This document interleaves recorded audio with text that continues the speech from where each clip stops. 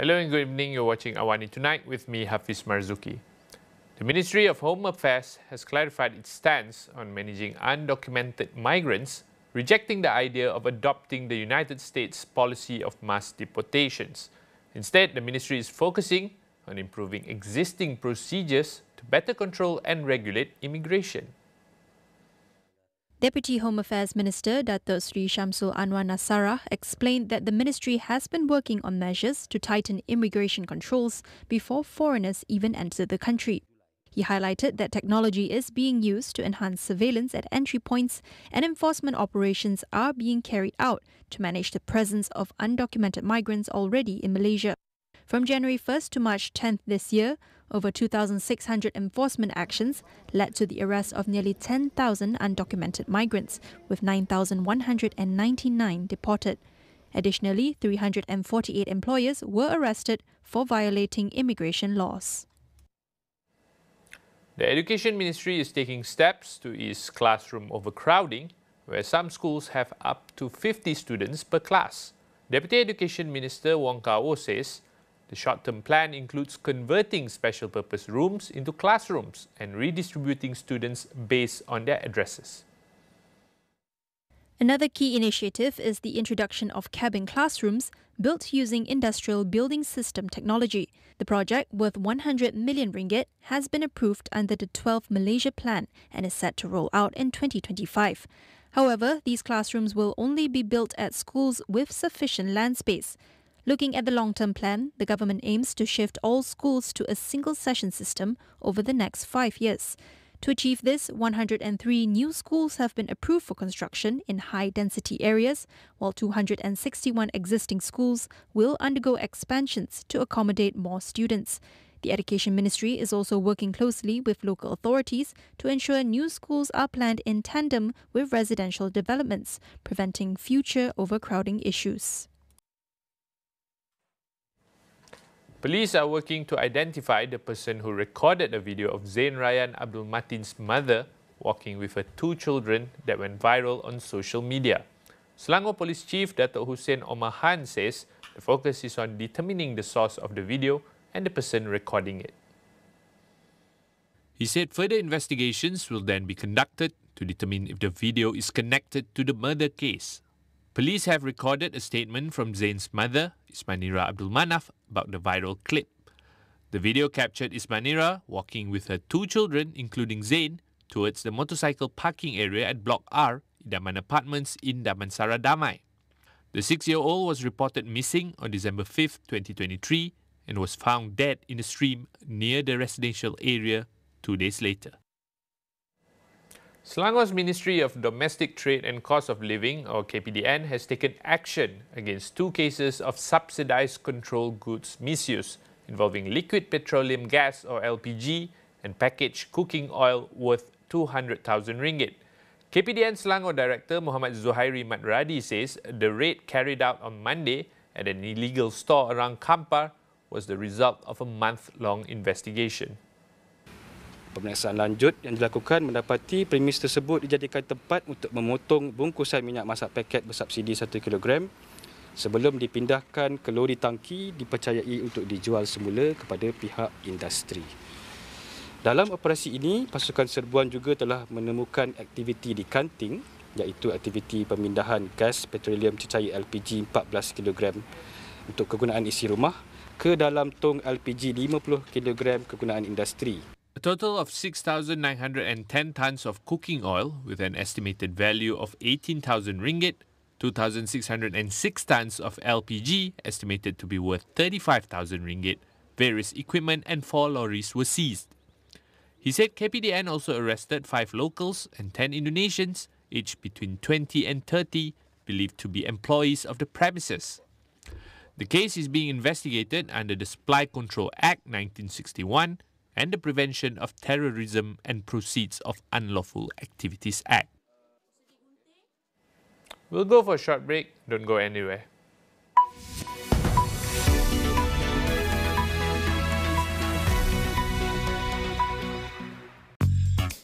Kerap menggaru kulit kepala disebabkan kelomomor, masalahnya lebih mendalam. Gunalah Head and Shoulders menembusi 5 lapisan untuk membasmi kelomomor dan kegatalan. Bebas kelomomor sehingga 100%.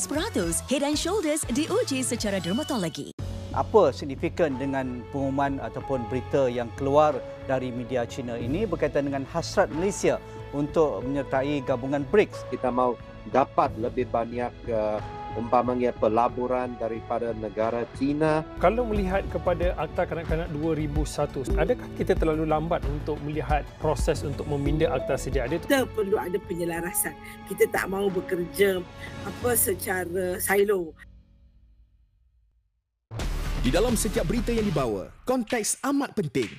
Kami sentiasa membawakan yang tergempar dan terkini. Pastikan Astro AWANI menjadi pilihan anda, tidak kira di mana sahaja anda berada.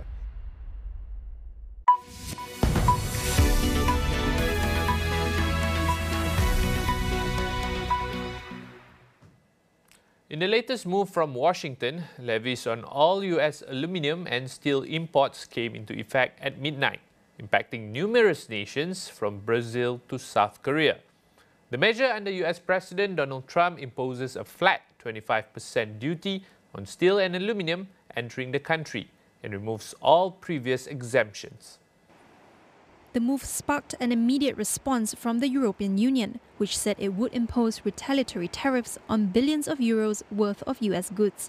Asian equities mostly fell on Wednesday as investors grew concerned over the president's unpredictable trade policies and its potential to push the US economy into recession. Previously, Trump imposed separate 25% tariffs on other imports from Canada and Mexico, but later granted exemptions for car makers. He also threatened to double US tariffs on Canadian steel and metal imports to 50%, but halted plans after the Canadian province of Ontario suspended 25% charges on electricity exports to certain northern states in the US. The levy on Chinese imports was also doubled to 20%, prompting Beijing to announce an additional 15% tax on key American farm products. The European Union will now impose counter tariffs on 26 billion euros worth of US goods from next month. Now, this move ramps up a global trade war in response to the blanket US tariffs on steel and aluminium. As of this morning, the United States is applying a 25% tariff on imports of steel and aluminium. We deeply regret this measure. Tariffs are taxes. They are bad for business and worse for consumers. They are disrupting supply chains. They bring uncertainty for the economy. Jobs are at stake, prices up. Nobody needs that on both sides, neither in the European Union nor in the United States. The European Union must act to protect consumers and business. The countermeasures we take today are strong but proportionate. As the United States are applying tariffs worth $28 billion, we are responding with countermeasures worth 26 billion euros. This matches the economic scope of the tariffs of the United States. The European Commission said it will end its current suspension of tariffs on US products on April 1st and that its tariffs will be fully in place by April 13th. The suspended tariffs apply to products ranging from boats to bourbon to motorbikes, and the EU said it would now start a 2-week consultation to pick other product categories. US President Donald Trump's increased tariffs of 25% on all steel and aluminium imports took effect on Wednesday, as prior exemptions, duty-free quotas, and product exclusions expired. The US Education Department announces it will lay off nearly half its workforce as part of a major restructuring effort. Now, this comes ahead of President Donald Trump's March 13th deadline for federal agencies to submit plans for a second round of mass layoffs. In a statement, the department said that as part of its final mission, affected employees would be placed on administrative leave starting March 21st. Staff were also informed that offices would be closed for a day during the restructuring process. Before the cuts, the department employed more than 4,100 people, according to official figures, before Trump took office. Trump has repeatedly expressed his intention to abolish the education department entirely as part of broader efforts to downsize the federal government. The newly established Department of Government Efficiency, led by Elon Musk, has cut more than 100,000 jobs across the 2.3 million-member federal civilian workforce, frozen most foreign aid, and cancelled thousands of programs.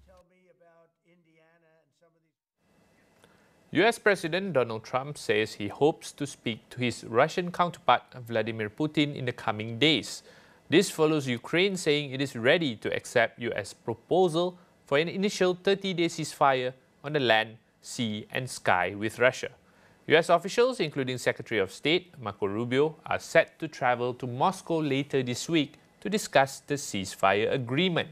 The Kremlin has yet to issue an official response, although a foreign ministry spokeswoman said Moscow's position would be determined at home and not abroad. The ceasefire could mark a turning point in Washington's relationship with Kiev, following a public dispute between Ukrainian President Volodymyr Zelensky and Trump. The US President said Ukraine's leader would also be invited to return to the White House. Meanwhile, the Kremlin says it is awaiting more details from the US on the proposed ceasefire with Ukraine.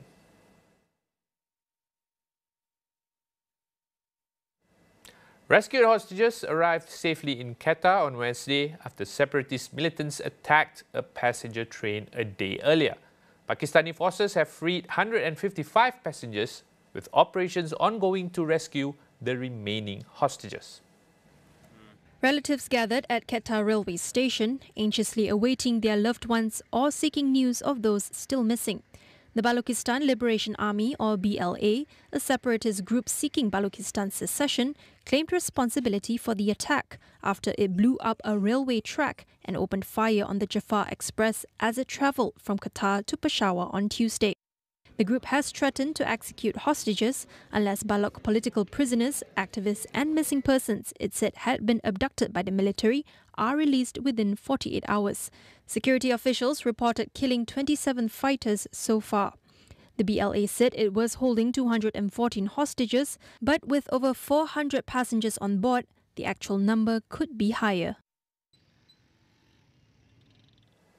Now that wraps up AWANI Tonight. Check out our web portal, keeping you informed on the critical events shaping our world, all in one place at international.astroawani.com. That's all for now. I'm Hafiz Marzukhi. Thanks for watching and good night.